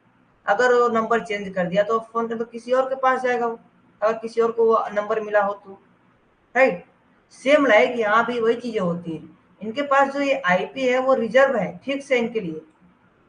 अगर ये आईपी चेंज हो जाए तो आप उस डेस्टिनेशन तक या उस सर्वर तक या उस वेबसाइट तक नहीं जा सकते, आप नहीं पहुंच सकते। जो स्टैटिक आईपी होते हैं वो आपके रिजर्व आईपी होते हैं, यानी जो किसी वेबसाइट द्वारा, किसी सर्वर द्वारा या किसी भी सोशल मीडिया प्लेटफॉर्म द्वारा परचेज कर लिया गया है, रिजर्व कर लिया गया है, उसे हम बोलते हैं स्टैटिक आईपी। अब बात आती है डायनेमिक आईपी क्या है। तो जो आपके स्मार्टफोन होते हैं उसमें मिलते हैं आपके डायनेमिक आईपी। इसको समझते हैं लोग डायनेमिक आईपी। जो आपके स्मार्टफोन होते हैं उसमें आपको मिलते हैं डायनेमिक आईपी। क्यों मिलते हैं? इसलिए मिलते हैं कि जो हमारे IPv4 की अगर बात करें, क्योंकि सभी पीसी में आपके IPv4 एड्रेस मिलते हैं या आपके स्मार्टफोन में भी। जो हमारे IPv4 एड्रेस है, IP वर्जन 4, उसके अंदर 4.7 बिलियन, यानी 4.7 बिलियन हमारे टोटल आईपी बनते हैं। तो जहाँ आईपी की इतनी सारी यूज है और आईपी हमारे IPv4 के अंदर शॉर्टेज होने लगी तो हमारे IPv6 आ गए। तो यहाँ पे अगर आपके फोन को, जितने भी आप स्मार्टफोन यूज कर रहे हैं, अगर सभी को हम एक एक रिजर्व आईपी दिए तो क्या होगा, आईपी की हमारे शॉर्टेज हो जाएगी और प्रॉब्लम होने लगेगी। तो जो हमारे फोन होते हैं, स्मार्टफोन, उनको डायनेमिक आईपी दिए जाते हैं। यानी अगर आप फोन में इंटरनेट ऑन करते हैं, अपने फोन के अंदर इंटरनेट आपने ऑन किया तो आपको एक आईपी मिलेगा, और जैसे आप इंटरनेट ऑफ करेंगे तो वो आईपी फॉल्स है, आप उसका यूज नहीं कर रहे हैं, तो वो आईपी किसी और को दे दी जाती है, उसे हम बोलते हैं डायनेमिक आईपी। यानी वो आईपी जो कि चेंज होती रहती है उसे हम बोलते हैं डायनेमिक आईपी। अब बात यह आती है कि कई लोग बोलते हैं कि मेरे फोन में डायनेमिक आईपी मिल रहा है, ओके क्लियर है। अगर मैं इस आईपी से कोई क्राइम कर दूं, मैं इस फोन से जो हमें आईपी मिली उससे मैं कुछ क्राइम कर दूं और मैं इंटरनेट ऑफ कर दूं और फिर वो आईपी किसी और को मिल जाए, तो वो पर्सन पकड़ा जाएगा? बिल्कुल नहीं, आप ही पकड़े जाओगे, वो पर्सन नहीं पकड़ा जाएगा। क्यों नहीं पकड़ा जाएगा, आगे हम लोग देखते हैं कि एक आईपी जो होती है उसके अंदर क्या क्या इंफॉर्मेशन होती है और कैसे किसी आईपी से किसी को हम ट्रेस कर सकते हैं। ट्रेस करना ही नहीं बताऊंगा, वो टोटली इनलीगल है, बट आईपी एक क्या क्या इंफॉर्मेशन लेके चलती है उसके बारे में हम लोग जानेंगे। क्लियर है अभी? तो सबसे पहले हम बात करते हैं IPv4 के बारे में, देन हम लोग आगे बढ़ेंगे, उसमें देखेंगे आईपी के अंदर क्या क्या इंफॉर्मेशन होती है। फर्स्ट हम बात करते हैं आईपी एड्रेस के रेंज क्या है। जो आपके IPv4 एड्रेस है, तो ऑलरेडी मैं आपके कंप्यूटर एड्रेस क्लास में बता चुका हूँ कि टोटल रेंज कितने होते हैं इसके। जो IPv4 एड्रेस होते हैं इनके जो टोटल रेंज होते हैं वो होते हैं 0.0.0.02 255.255.255.255, ये टोटल इसके रेंज होते हैं। यानी 0 से लेके 255 तक इसके टोटल रेंज होते हैं, 0 to 255। यानी जो आपके आईपी वर्जन 4 है उसमें 0 से लेके 255 आपके रेंज होते हैं। और इसको भी 5 क्लास में डिवाइड किया गया है, यानी इसको समझने के लिए, इसको पढ़ने के लिए 5 क्लास में डिवाइड किया गया। Class A, class B, class C, class D and class E. 5 class में इसको डिवाइड किया गया है, यानी जो 255 तक टोटल आपके रेंज है इसको 5 भाग में डिवाइड किया गया। कैसे डिवाइड किया गया? तो 1 से लेके 0 यहाँ पे नहीं लिखते हम लोग, 1 लिखते हैं, ठीक है। 1 से लेके 126 तक जो हमारे रेंज होते हैं वो आते हैं आपके क्लास ए की रेंज में, राइट। एंड आपके 128 से लेके टू 191 तक जो आपके रेंज होते हैं वो आते हैं आपके क्लास बी के। एंड अगर हम क्लास सी की बात करें तो आपके 192 से लेके 223 तक जो रेंज आते हैं वो आते हैं आपके क्लास सी के रेंज। एंड क्लास डी की बात करें तो 224 से लेके आपके 239 तक जो रेंज आते हैं वो आते हैं क्लास डी। एंड क्लास ई के अंदर आते हैं आपके 240 से लेके 255 तक। ये टोटल रेंज है। यानी अगर कोई आपको आईपी देता है 10.0.0.0, अगर आपसे कोई पूछता है ये बताओ किस क्लास का आईपी है, तो सिंपल से आपको क्या करना है, फर्स्ट ऑक्टेट को देखना है। सबसे पहले क्या करना है आपको, जो पहला ऑक्टेट है इसको देखना है। तो पहला ऑक्टेट में क्या है, 10 है। 10 कहाँ पे, 1 से लेकर 126 के मिड में आता है। यानी ये जो आईपी है क्या है, क्लास ए का रेंज है। सिंपल सा आंसर, क्लास ए का रेंज है, ठीक है। सेम लाइक अगर कोई आपको दूसरा आईपी देता है कि आप प्लीज 130.168.10.0, ये जो आईपी है प्लीज बताओ ये किसका आईपी है, तो आपको कुछ नहीं करना है। आपको जो मिडिल में है या लास्ट में उससे मतलब नहीं है, हमें जो भी मतलब है इस फर्स्ट ऑक्टेट से मतलब है। इस फर्स्ट ऑक्टेट को देखेंगे तो क्या है, 128 और 191 के बीच में आता है 130, यानी क्या है आपका क्लास बी का रेंज है ये, ठीक है। आगे हम समझेंगे ऑक्टेट क्या है, और ऑलरेडी मैं आपको बता चुका हूँ आईपी एड्रेस कैसे आपके होते हैं, और ये आपके 4 ऑक्टेट में होते हैं। आगे और भी चीजें इसके बारे में जानने वाले हैं, राइट। एंड अगर कोई आपको और भी आईपी देता है, जैसे सपोज यहाँ पे देता है आपका 193.168.10.10 कोई दे दिया आपको, यहाँ पे बताओ किस रेंज का है, तो आपको सिंपल सा वही फॉर्मूला लेना है। आपको आपको फर्स्ट ऑक्टेट को देखना है, बाकी ऑक्टेट को आपको नहीं देखना है। आपको सिंपली फर्स्ट ऑक्टेट को देखना है और आप बता सकते हैं किस क्लास का है। यहाँ पे क्वेश्चन आता है, लेकिन आप लोग ध्यान दिए होंगे तो यहाँ पे कुछ चीजें मिसिंग है, कुछ एक चीज है जो मिसिंग है। और एक चीज मैं और क्लियर कर दूं, ये जो क्लास डी और ई होता है इसको हम लोग नहीं पढ़ते हैं। ये मल्टीकास्टिंग एंड रिसर्च और डेवलपमेंट के लिए यूज किया जाता है, तो इसका यूज हम लोग नहीं करते हैं। जो हम लोग यूज करते हैं वो क्लास ए बी और सी के लिए सी यूज करते हैं, डी और यू नहीं यूज करते हैं। ये रिसर्च और डेवलपमेंट के लिए है, मल्टीटास्किंग के लिए है, तो इसका यूज हम लोग नहीं करते हैं, ये रिसर्चर लोग यूज करते हैं।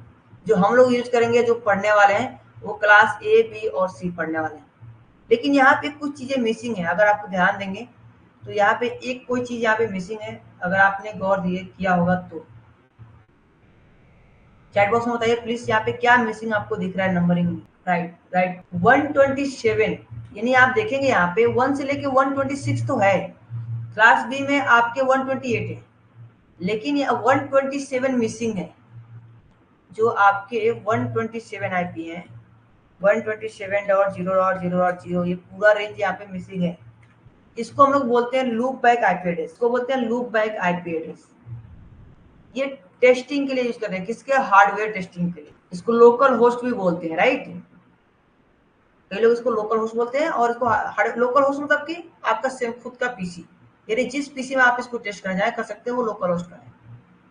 हार्डवेयर टेस्टिंग के लिए मीन्स कि अगर सपोज आपके सिस्टम में कुछ एनआईसी कार्ड में प्रॉब्लम आ गई है, वर्क नहीं कर रहा है, और आपने कई सारे नेटवर्क ट्रबल शूट कर लिया, ड्राइवर भी आपने इंस्टॉल कर लिया, आपने केबल भी चेंज कर, सब चीज कर लिया, तो आपको एक बार इस आईपी को पिंग कर लेना है। अगर ये पिंग करेगा तो आपके नेटवर्क जो कार्ड है वो सही है, आप दूसरा चीज चेक करिए। अगर ये पिंग नहीं करा यानी आपके हार्डवेयर में इशू है, प्लीज आप हार्डवेयर को एक बार चेक करिए, ठीक है। तो ये पूरे रेंज को इन्होंने क्या किया, रिजर्व कर दिया टेस्टिंग के लिए, क्योंकि पहले हमारी आईपी की शॉर्टेज इतनी ज्यादा नहीं थी, तो इन्होंने क्या किया, पूरे रेंज को रिजर्व कर दिया टेस्टिंग के लिए। लेकिन अगर अभी के केस में बात करें तो ये बिल्कुल एक तरह से फास्ट डिसीजन था उन लोग का, क्योंकि उनको भी नहीं मालूम था कि इतने आईपी की हमें शॉर्टेज होने वाली है। नहीं तो ये पूरे रेंज को ना करके किसी एक स्पेसिफिक आईपी को भी रिजर्व कर सकते थे एज ए टेस्टिंग पर्पज के लिए। बट कोई नहीं, अभी थैंक्सफुली हमारे पास IPv6 है, जिसमें हमें कभी भी आईपी की शॉर्टेज नहीं होने वाली, क्योंकि इसमें आप ट्रिलियंस आईपी बना सकते हैं।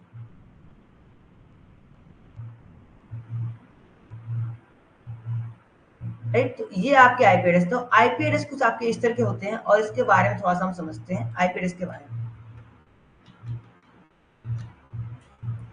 192.168.1.1 में यहाँ पे एक आईपी लिखता हूँ, और मैं थोड़ा बड़ा कर देता हूँ। अगर आप ध्यान देंगे तो ये जो आपकी आईपी है,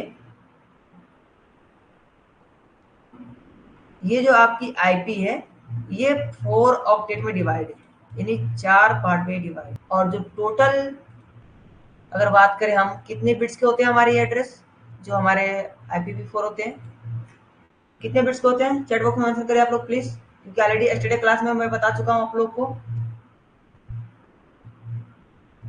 IPv4 हमारे कितने बिट्स के एड्रेस होते हैं?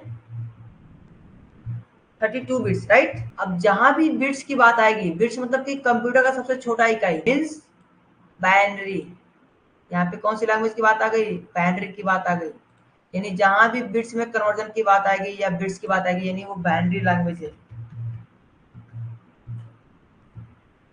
यानी वो क्या है? 0 1, 0 से लेके 1, जो आप बात करते हो 0 1, जो कंप्यूटर की लैंग्वेज होती है, जो मशीन की लैंग्वेज होती है, 0 1।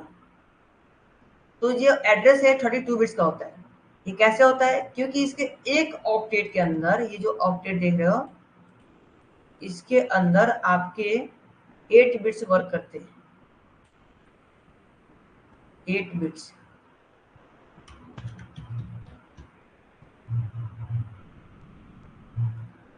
हर एक ऑक्टेट के अंदर आपके 8 बिट्स वर्क करते हैं। जितने भी ऑक्टेट हैं आपके, हर एक ऑक्टेट के अंदर आपके 8 बिट्स यहाँ भी वर्क करेंगे, आपके 8 बिट्स यहाँ भी वर्क करेंगे, और आपके 8 बिट्स यहाँ भी वर्क करेंगे। टोटल हमारे 4 ऑक्टेट हैं, और 4 ऑक्टेट को मिला के हमें होते हैं 32 बिट्स। यानी एक एक ऑक्टेट के अंदर आपके 8 बिट्स वर्क करते हैं, 8 बिट्स होते हैं।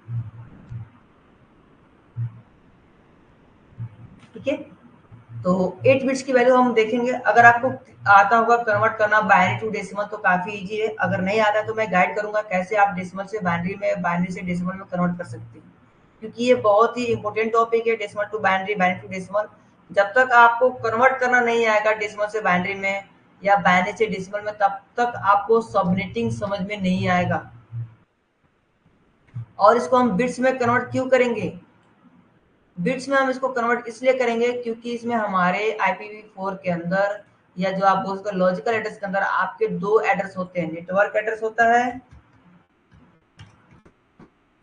एंड होस्ट एड्रेस होता है आपका। यानी जो आपके IPv4 है, इसमें भी आपके नेटवर्क एड्रेस है और होस्ट एड्रेस है। तो जब तक इसको आप बिट में कन्वर्ट नहीं करेंगे, बिट्स में इसको चेंज नहीं करेंगे, तब तक आप आइडेंटिफाई नहीं कर सकते हैं कि इसमें हमारे कितने नेटवर्क हैं और कितने होस्ट हैं। तो आपको आइडेंटिफाई करने के लिए आपको बिट्स में कन्वर्ट करने पड़ेंगे। ठीक है, तो सिंपल सा मैं फॉर्मूला होता है इसको कन्वर्ट करने का, मैं यहाँ पे आपको क्लियर करता हूँ। थोड़ा सा फॉर्मूला देखते हैं हम लोग कैसे इसको कन्वर्ट करते हैं हम लोग decimal to binary.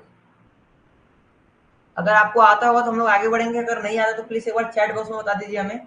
Decimal to binary convert करना आता है आप लोग को? अगर आता होगा तो सिंपल वे में हम लोग समझ लेंगे, फास्ट ट्रैक में। अगर नहीं आता है तो प्लीज हम लोग डीप में चलेंगे समझने के लिए एक चीज को। तो चैट बॉक्स में प्लीज बताइए आप लोग, क्या डेसिमल से बाइनरी में कन्वर्ट कर पाते हैं आप, या बाइनरी से डेसिमल में? डेसिमल लैंग्वेज क्या होता है? जो हम लोग रीड करते हैं, यानी क्या होता है 1 से लेके 9 तक। जैसे बोल सकते हैं आप 0 से लेके 9 तक जो हम लिखते हैं, यानी 1 2 3 4 5 6 7 8 9 जो हम लिखते हैं, क्या है? डेसिमल है। ये हम लोग पढ़ते हैं, इसको रीड करते हैं। बट जो कंप्यूटर होता है वो बाइनरी लैंग्वेज को समझता है। यानी बाइनरी लैंग्वेज क्या होता है? 0 से 1, 0 से 1। ये जो लैंग्वेज होता है 0 1 0 1, ये बाइनरी लैंग्वेज होता है, इसको केवल कंप्यूटर रीड करता है। यानी आप कुछ भी कमांड दो, ये 0 1 0 1 0 1 समझेगा उसको। ठीक है, तो आईपी को भी अगर आप मेंशन करते हैं, जब वो बिट्स में कन्वर्ट होता है तो वो बाइनरी फॉर्मेट में ही कन्वर्ट होता है। तो हमें 255 तक इसके रेंज होते हैं, तो 255 तक हम इसको समझते हैं, ठीक है। तो यहाँ पे नंबर भी मेंशन कर देता हूँ मैं, 1 होता है आपका। एंड मैं आपको क्लियर करता हूँ यहाँ पे क्या क्या चाहिए, मैं लिख रहा हूँ, ठीक है। 4, 8, 16, 32, 64 एंड 128, इसको सीक्वेंस में कर देता हूँ, ठीक है। आपको डेसिमल से बाइनरी कन्वर्ट करने ओनली 2 का टेबल आना चाहिए। मैथमेटिक का थोड़ा सा यहाँ पे रहेगा, और ओनली 2 का टेबल से अगर आपको क्लियर है तो ये क्लियर हो जाएंगे। ये नंबर्स हैं, इसको कन्वर्ट करने के लिए हम लोग यूज करते हैं। क्योंकि यहाँ पे आप देखेंगे तो टोटल आपके 8 नंबर्स हैं यहाँ पे, 1, 2, 3, 4, 5, 6, 7 एंड 8। टोटल यहाँ पे 8 नंबर है। तो आपको यहाँ पे थोड़ा सा कैलकुलेशन करना होगा अगर आपको बाइनरी में कन्वर्ट करना है तो, क्योंकि जो हमारे ये नंबर है 192, 168, 1.1, ये सभी क्या है, डेसिमल में है। अगर आपको बाइनरी में कन्वर्ट करना है तो थोड़ा सा आपको यहाँ पे कैलकुलेशन करने होंगे, ठीक है। चलिए अब हम बात करते हैं 192। 192 को अगर आपको मैं बोलूँ कि आपको 192 को बाइनरी में कन्वर्ट करना है तो कैसे कन्वर्ट करेंगे इसको आप। तो यहाँ पे हम चीजें ध्यान देंगे, यहाँ पे हम थोड़ा सा फोकस करेंगे इस नंबर पे कि किस किस वैल्यू को जोड़ने के बाद हमारे 192 कंप्लीट हो जा रहे हैं। तो सबसे पहले बात करते हैं 128। अगर 128 को आप जोड़ेंगे तो 128 और 64 को अगर आप जोड़ते हैं तो क्या जाएंगे आपके 192, और बाकी जो वैल्यू है इसको हम 0 0 कर देंगे, 0 0 0 0 एंड 0, इसको भी 0 कर देंगे। हो गए हमारे ये बाइनरी में कन्वर्ट। 128 एंड 64 को आप जोड़ते हैं तो क्या आता है 192। अगर कोई आपसे बोलता है कि 192 का बाइनरी क्या होगा, तो इसका जो बाइनरी होगा आप बता सकते हैं इसका बाइनरी क्या होगा। 192 का बाइनरी होगा 1 डॉट, डॉट नहीं लिखते इसको, 1 1 और कितने टाइम 0 यहाँ पे, ये आपके बाइनरी नंबर होगा।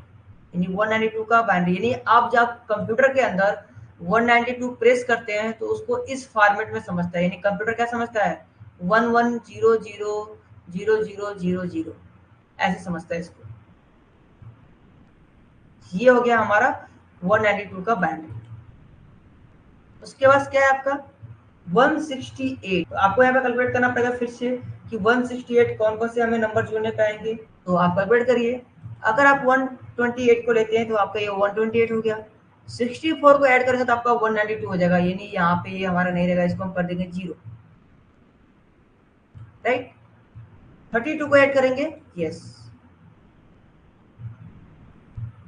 एंड 16 को ऐड करेंगे तो हमारे ज्यादा हो जाएंगे वैल्यू, और इसको हम कर देते हैं 0, एंड 8 को ऐड करते हैं तो हमारे हो जाएंगे 168, और बाकी वैल्यू को हम कर देंगे यहाँ पे 0 0।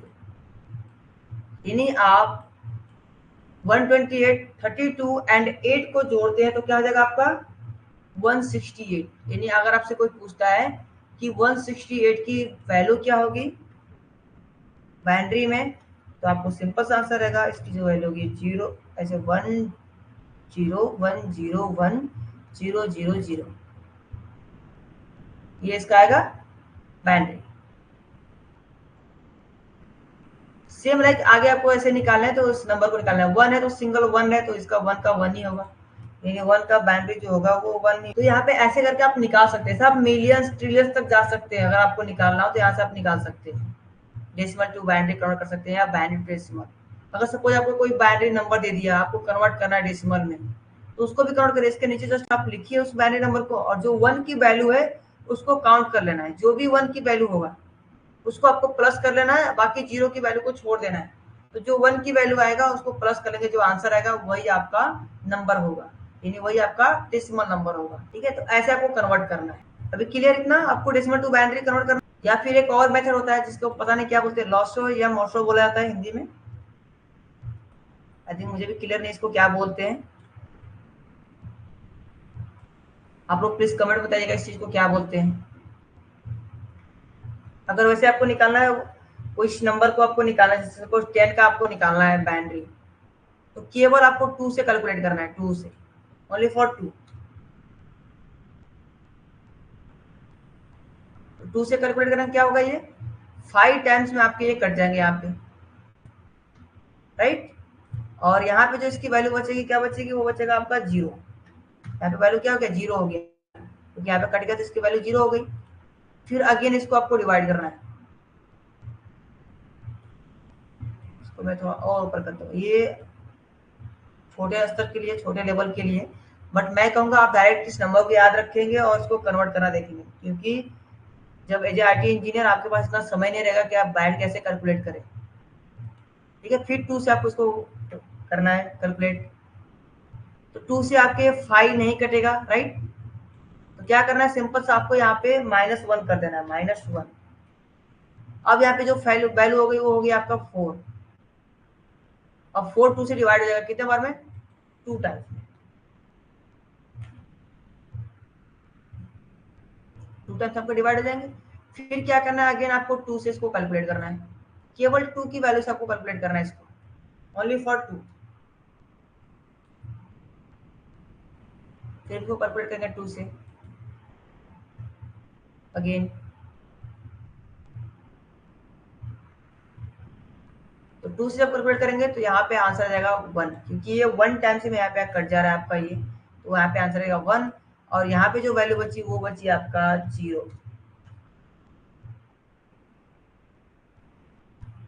यहाँ पे जो वैल्यू बची क्या बचा आपका 0, राइट। हो गया आपके बाइनरी नंबर क्रिएट। अब इसको हम लिखने के लिए डाउन टू अप लिखते हैं, यानी नीचे से ऊपर की तरफ।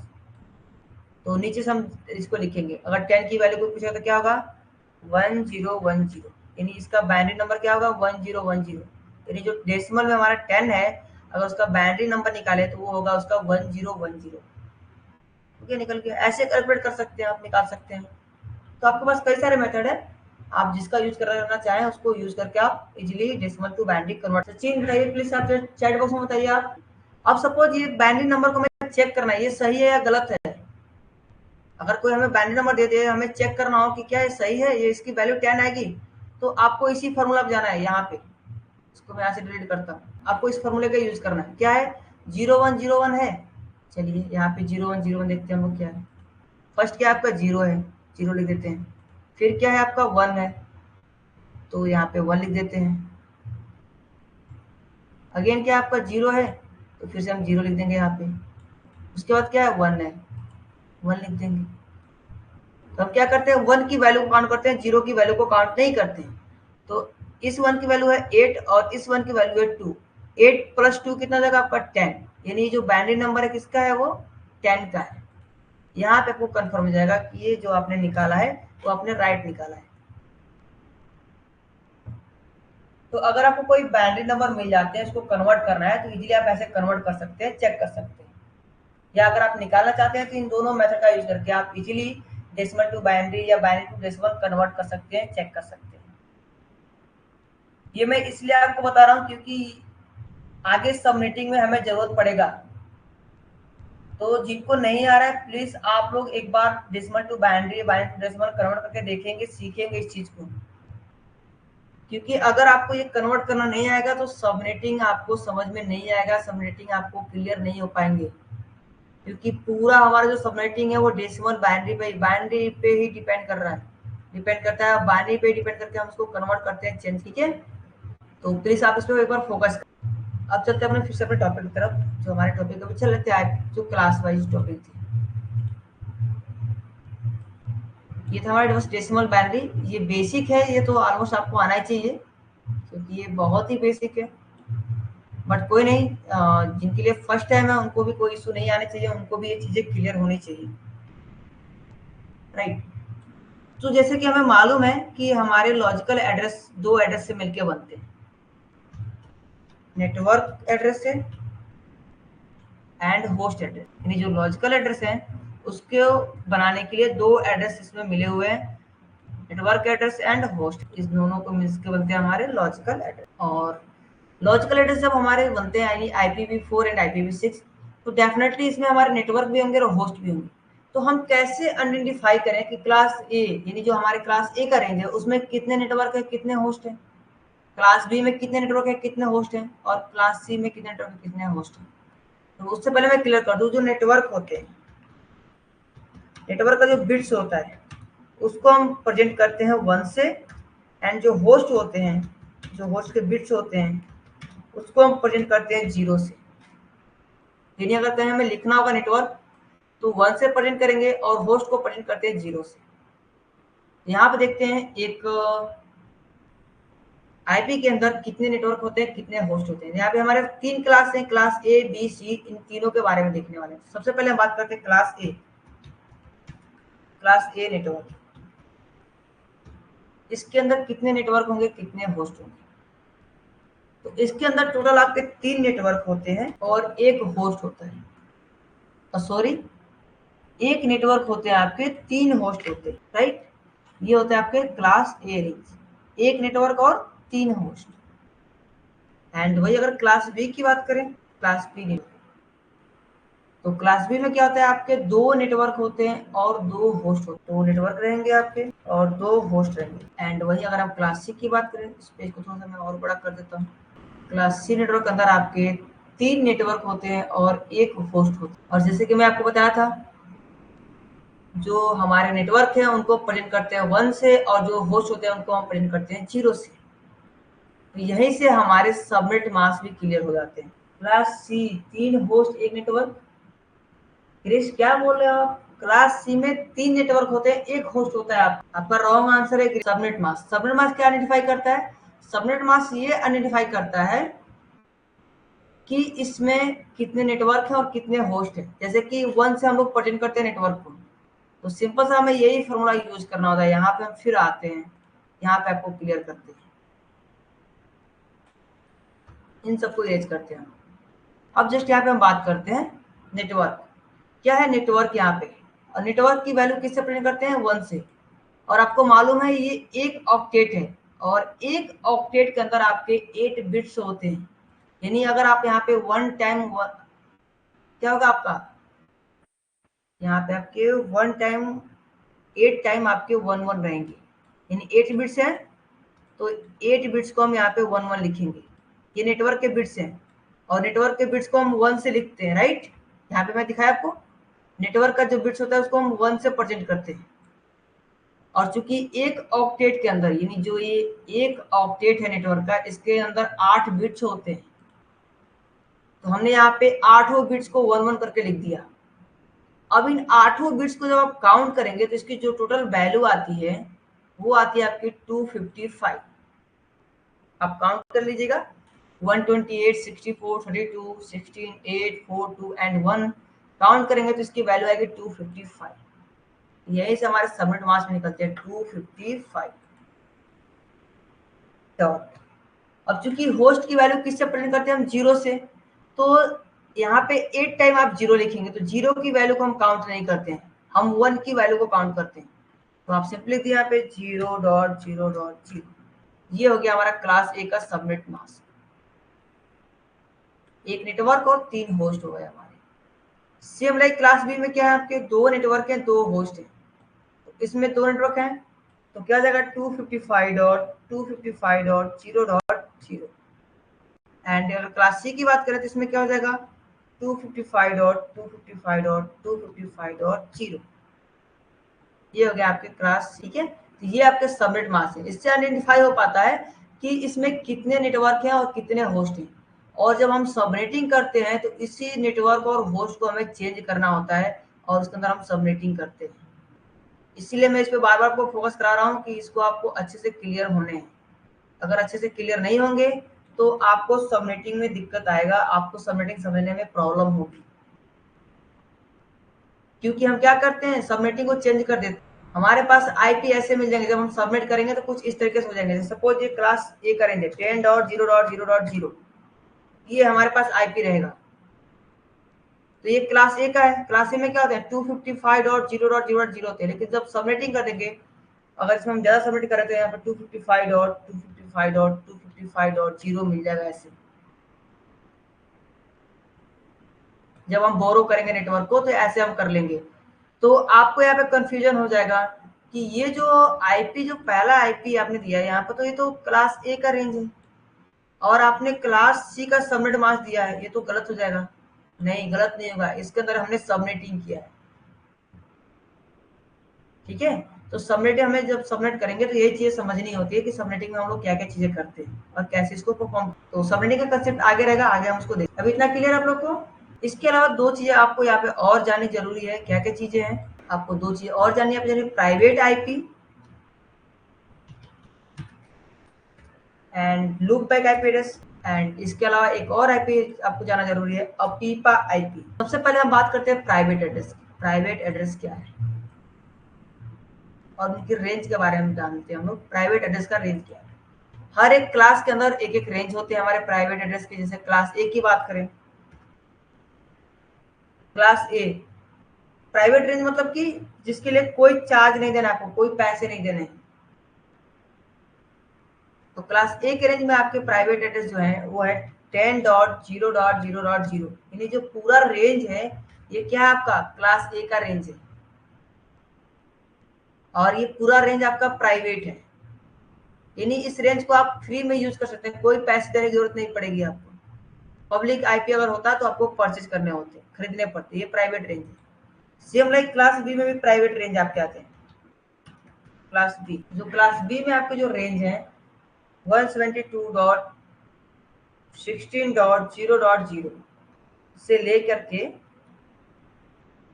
टू 172.31.0.0, ये जो रेंज है ये आपके पूरे आते हैं प्राइवेट रेंज के अंदर, राइट। एंड अगर क्लास सी की बात करें तो इसमें आपके 192.168.0.0, ये जो आपके रेंज है ये आते हैं पूरे प्राइवेट रेंज के अंदर। यहाँ पे बहुत सारे भी क्वेश्चन होते हैं, अगर आप ध्यान देंगे तो आपको क्वेश्चन यहाँ पे मिलेगा, आपको क्वेश्चन करने के लिए भी मिलेंगे। आपको यहाँ पे क्या क्या डिफरेंसेस देखने को मिल रहे हैं इस चैट बॉक्स में बताइए, यहाँ पे क्या क्या आपको डिफरेंस देखने को मिल रहा है प्राइवेट रेंज के अंदर। इसका जो सबनेट मास्क होगा प्राइवेट रेंज का वो होगा आपका 255, यानी मैं यहाँ पे डायरेक्ट CIDR वैल्यू लिखता हूँ। /8 की CIDR वैल्यू होगी यहाँ पे /8। डोंट वरी, मैं आपको क्लियर कर दूंगा /8 क्या है यहाँ पे। एंड इसकी जो वैल्यू आगे /12 की वैल्यू आती है। एंड जो क्लास सी की जो वैल्यू आती है /16 की वैल्यू होती है। जो ये /8 देख रहे हैं इसको हम लोग बोलते हैं CIDR value, classless inter domain routing. ठीक है, इसको CIDR वैल्यू बोलते हैं। जैसे कि यहाँ पे आप देखिए, यहाँ पे क्या है, जस्ट मैं यहाँ पे एडिट करता हूँ। /8 की वैल्यू ये है। /8 क्यों? क्योंकि 8 बिट्स इसमें रिजर्व है। इसमें स्लैश क्या जगह स्लैश आपका 16, क्योंकि 16 बिट्स इसमें क्या है रिजर्व है। एंड ये हो जाएगा आपका /24, क्योंकि इसमें आपके 24 बिट्स रिजर्व हैं। यानी जो नेटवर्क है वो चेंज नहीं होंगे, वो रिजर्व है 24 बिट्स। क्लास बी में क्या है, दो नेटवर्क हैं, 8 और 8 16, यानी 16 बिट्स इसमें रिजर्व है। क्लास ए के अंदर क्या है, एक नेटवर्क है, यानी 8 बिट्स, यानी यहाँ पे 8 बिट रिजर्व है। इसको बोलते हैं CIDR वैल्यू। इसी वैल्यू को आपको यहाँ पे देखना है। प्राइवेट रेंज में जो क्लास ए का है वो /8 की वैल्यू है और जो क्लास बी में है तो यहाँ पे /16 होना चाहिए, बट यहाँ पे /12 है, यानी इसमें सबनेटिंग किया गया है। यानी इसका जो सबनेट मास्क होगा वो क्या होगा 255.240.0.0, ये इसकी वैल्यू आएगी। एंड अगर आप इसको देखेंगे इसकी 16 की, तो इसकी वैल्यू ऐसे लिखते हैं, इसमें 16 है। अब चूंकि ये क्लास सी का है तो इसमें 3 नेटवर्क होने चाहिए, बट इसमें 16 की वैल्यू है तो 255.255.0.0, यानी केवल इसमें दो ही नेटवर्क रिजर्व है, बाकी दो यहाँ पे होस्ट हो चुके हैं। यहाँ भी सबनेटिंग किया गया है।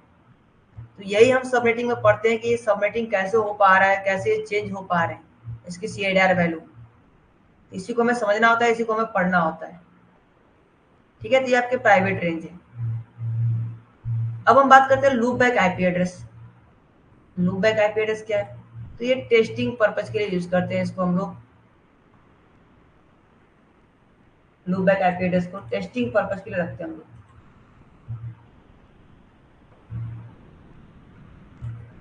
कौन सा आईपी है आपका लूपबैक आईपी एड्रेस? 127.0.0.0, यानी यहाँ पे हम 1 लिखते हैं, 0 को हम लोग पिंग नहीं करते, 1 को पिंग करते हैं। तो आप इसको टेस्ट कर सकते हैं अपने हार्डवेयर पे जाके, सीएमडी में जाएंगे आप, सीएमडी यहाँ पे टाइप करेंगे 127.0.0.1, लेकिन आपको यहाँ पे आगे लिखना पड़ेगा पिंग स्पेस 127.0.0.1, एंटर करेंगे। ये देखिए यहाँ पे पिंग कर रहा है। अगर ये पिंग नहीं करेगा तो क्या है, यानी जो आपके एनआईसी कार्ड है वो प्रॉब्लम है, खराब हो चुके हैं, उसको आप चेंज कर दीजिए। तो ये आपके हार्डवेयर टेस्टिंग के लिए होता है। एंड अपीपा आईपी क्या होता है? अपीपा आईपी भी हमारा एक आईपी एड्रेस होता है जो कि ऑटोमेटिक हमारे सिस्टम को प्रोवाइड होता है। वो कब प्रोवाइड होता है? जब डीएचसीपी सर्वर आपके फेल हो जाते हैं। तो जो इसमें आईपी आपको मिलेगा वो किस रेंज का मिलेगा? वो मिलेगा आपको 169.254.0.1 के रेंज का, ये आपको आईपी मिलेगा। अगर आपके पीसी में 169 से आईपी स्टार्ट है, यानी ये अपीपा आईपी है। ये आईपी तो मिला है बट आप कोई इंटरनेट यूज नहीं कर पाएंगे, कोई चीज एक्सेस नहीं कर पाएंगे, ये अपीपा आईपी। ये कब मिलेगा? जब आपके डीएचसीपी सर्वर काम करना बंद कर देगा, किसी कारणवश फेल हो जाएगा, तो ऑटोमेटिक आपके पीसी को अपीपा आईपी मिलता है। ये डीएचसीपी हम लोग पढ़ेंगे तो उसमें क्लियर हो जाएगा कि अपीपा आईपी क्यों मिलता है और इसका मतलब क्या होता है, हमारे पीसी को मिलने का इसका काम क्या होता है। तो आई होप अभी आपको सभी चीजें क्लियर हो गई हैं। ओके, तो इस सेशन को हम लोग यहीं एंड करते हैं।